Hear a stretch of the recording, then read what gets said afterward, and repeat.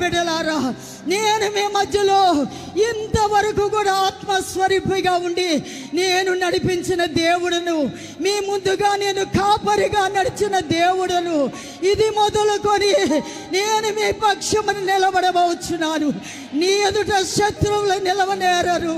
నీ బ్రతుకు దినములనుట ఏ మనుష్యుడు కూడా నీ ఎదుట నిలవనేరడు.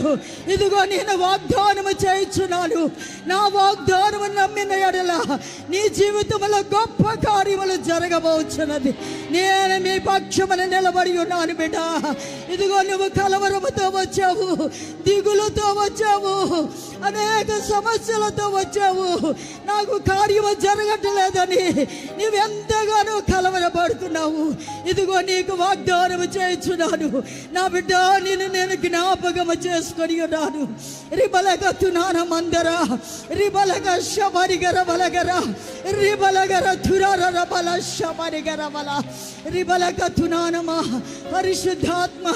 పరిశుద్ధాత్మ ద్వారా మాట్లాడుచున్న ప్రతి మాట నీ జీవితంలో నెరవేర్చబడబోచున్నది. ఇదిగో నా కుమారుడా, కలవరపడవద్దు. నీకు అనేక కార్యములు చేయటకే నీ మధ్యలోకి నేను దిగివచ్చి ఉన్నాను. రిబలగతునానమా. ఇదిగో కుమార్తెలారా, కలవరపడవద్దు. నేను త్వరగా రాబోచున్నాను. నా కాలము సమీపమవుచున్నది.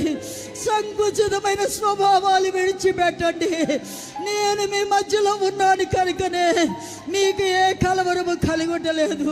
నేను వెళ్ళే సమయమున, నేను మీ యొద్దకు వచ్చే సమయమున మీకు కృప కలుగుచున్నది కదా. నా కృప ద్వారానే కదా కార్యములు జరుగుచున్నవి.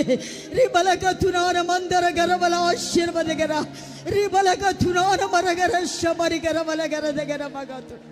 మహాగరుడైన తండ్రి, నీ కృప మా అందరూ ఎడల విస్తరింపజేసినందుకే మీకు వందనాలు. మీ దాసుని కూడా ప్రభువా, మీరు బలపరిచి వాడుకున్న కృపను బట్టి మీకు వందనాలు తండ్రి.